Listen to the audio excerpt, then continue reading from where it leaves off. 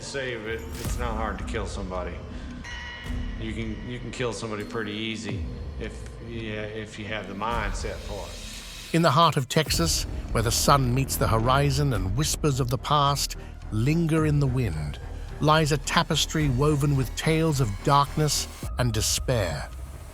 This is the land of unsolved mysteries, where each story beckons us into the abyss of human nature, urging us to seek answers where none seem to exist. These are the scenes of chilling, unsolved murders, each a scar etched deep into the heart of its communities, a legacy of tragedy and a call for justice. I know I can kill somebody. I've done it. It's just part of my nature, I guess. The mysterious murder of Missy Bevers. I'm standing in the parking lot where the video was taken of the vehicle that they are looking for the morning that Missy Bevers was murdered, and the car was seen here roughly an hour or so before the murder. Now, investigators want to talk to the driver of a 2010 to 2012 Nissan Altima. It's light-colored or silver. It was seen in the parking lot of Southwestern. This is the surveillance video from SWFA Outdoors near Creekside Church of Christ in Midlothian from April 18th, a couple of hours before Missy Bevers' murder. A silver Nissan Altima slowly circling the parking lot. At one point, the driver cuts off the lights and turns them back on, the vehicle caught in multiple angles by the store's cameras. Police say this is the same vehicle seen in a surveillance photo released in May. In the quiet town of Midlothian, a tragedy unfolded at dawn on April 18, 2016, that would forever alter its serene streets. Missy Bevers, a mother, a fitness instructor, and a beacon of light to those around her, was found murdered in a church, a place where peace and sanctuary turned into a crime scene. Captured on surveillance, a figure in SWAT gear roamed the halls before her arrival, a ghostly presence whose identity remains a mystery. Despite numerous leads and the shadow of evidence, the perpetrator remains at large, leaving a family in despair and a community grappling with the shattered illusion of safety. Unraveling the mystery of the untimely demise of Alexis Sharkey. In the bustling energy of Houston, the vibrant life of Alexis Sharkey, a 26-year-old social media influencer, came to a brutal end. Her body was discovered beside a road in November 2020. Found. As we was driving, we could see the feet, so we got out and looked, and there it was. She was laying there, deceased. She was no clothes on, and I just got on the phone and I called 911. What Richardson didn't realize at the time, the body he had just discovered was 26-year-old Alexis Sharkey. She was a beautiful, fun ray of light to be around. A stark reminder of the dangers that can lurk beneath the surface of seemingly perfect lives. The husband, wanted in the death of a social media influencer in Houston, was found dead Tuesday in Fort Myers, Florida. HPD says Tom Sharkey was wanted for the murder of Alexis Sharkey. U.S. Marshals were about to arrest the husband at the Florida home, but say he took his own life just moments before they could arrest him. This all comes nearly a year after Alexis Sharkey's death. Strangled, with her personal life unraveling tales of violence and secrets, Alexis's death unfolded like a modern-day noir, leaving a trail of unanswered questions and a family carrying the weight of unresolved grief. Jennifer Harris, found dead in the Red River. The mystery continues. Person lived for 20 years now with knowing that he killed someone and disposed of that body like a piece of trash in the water. The Red River, with its tranquil waters, became the final resting place of Jennifer Harris on Mother's Day 2002. 2 decades ago, someone killed 28-year-old Jennifer Harris today. Investigators and deputies are still trying to piece the puzzle together and find that person responsible. Her disappearance and the subsequent discovery of her body, with a detail as macabre as the removal of her uterus, plunged investigators and loved ones into a baffling mystery. suspicions and theories abounded, yet solid evidence eluded those seeking justice. She was a cheerleader.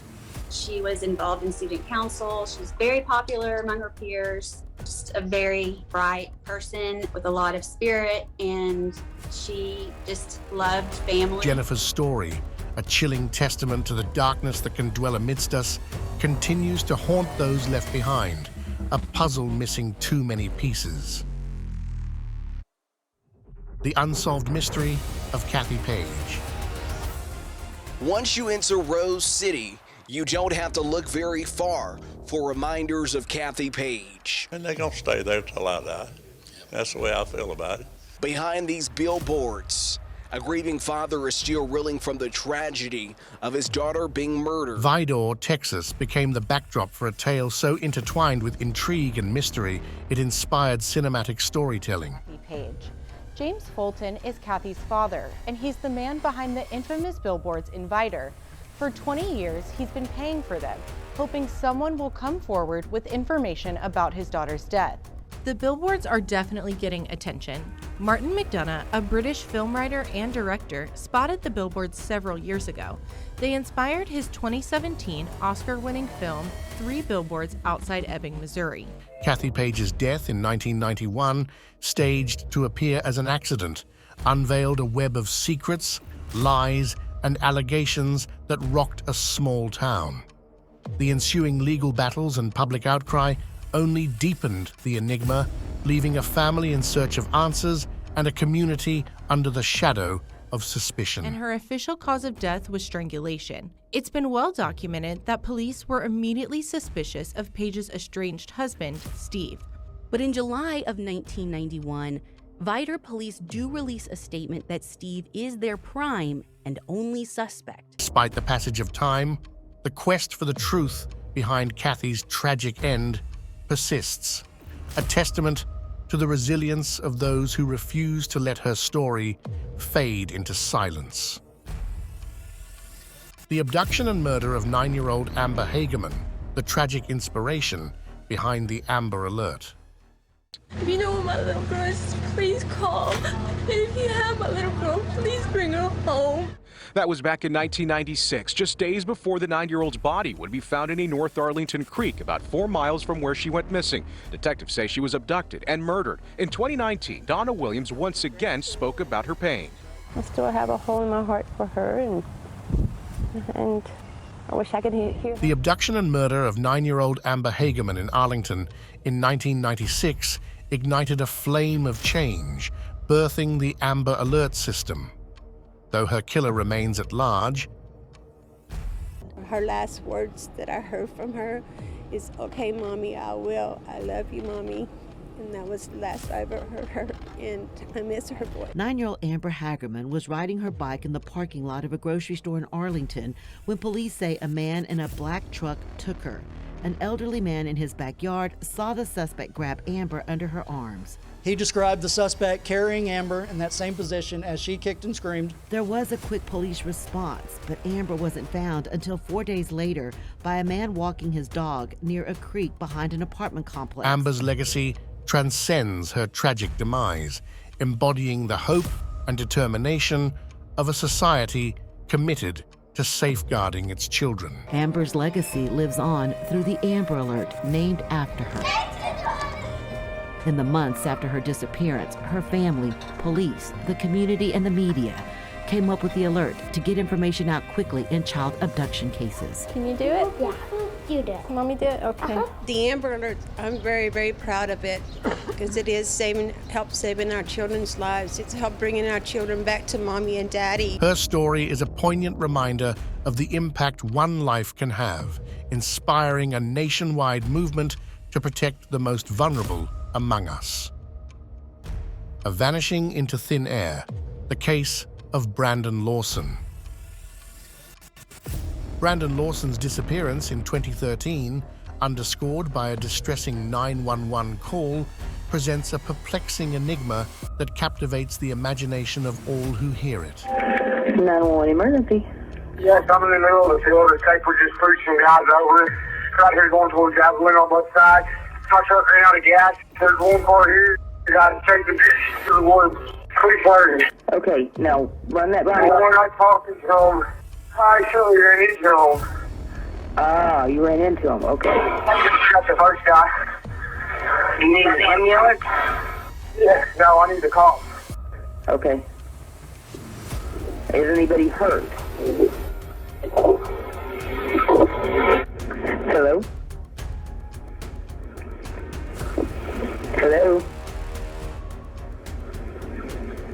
Hello? The silence that followed his last known moments on a Texas highway is a haunting reminder of the mysteries that can engulf a life. Brandon Lawson is a father of 4 who vanished from a Texas freeway just moments after calling 911. 3 years later, his family says they are no closer to getting answers. In tonight's Cold Case, NBC5's Ashley Berry has the story of finding Brandon. They asked me, why is my dad not at my birthday party? Why is my dad not here for Thanksgiving? Why is my dad not going to be here for Christmas? As she chokes back tears, Ladessa Lofton struggles to answer those questions her 4 children have been asking for years. My son asked Santa that he wants his dad for Christmas. Leaving a family's search for answers, an endless journey across the vast landscapes of hope and despair. The enigma of the Texas killing fields.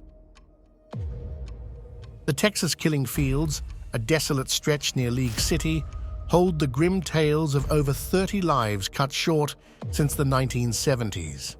If 25 miles of the Gulf Freeway between League City and Galveston could talk, we would hear of horrendous crimes committed against dozens of young women.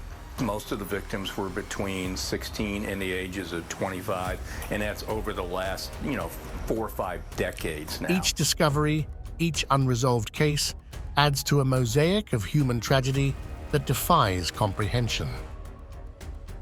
You know, when Laura disappeared, when all them girls disappeared, they was never on the news. They was listed as runaways and stuff. We got 0, 0, 0 help until bodies were found. And I remember I made that promise to God and Laura I'd never leave a family alone. I didn't know there was going to be this many families. Yeah. How many do you keep up? Do you have any Despite advancements in forensic science and investigative techniques, the shadow of the perpetrator or perpetrators looms large, challenging our collective conscience and determination to unearth the truth.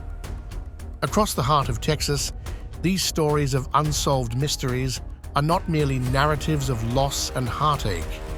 They are a clarion call for justice, for understanding, and for closure. They remind us of the strength of families and communities that, even in the face of unimaginable darkness, continue to seek the light of truth. As the sun sets on the Texas horizon, casting long shadows over the land, the quest for answers endures, a beacon of hope in the quest to unravel the mysteries that lie in the shadows over Texas.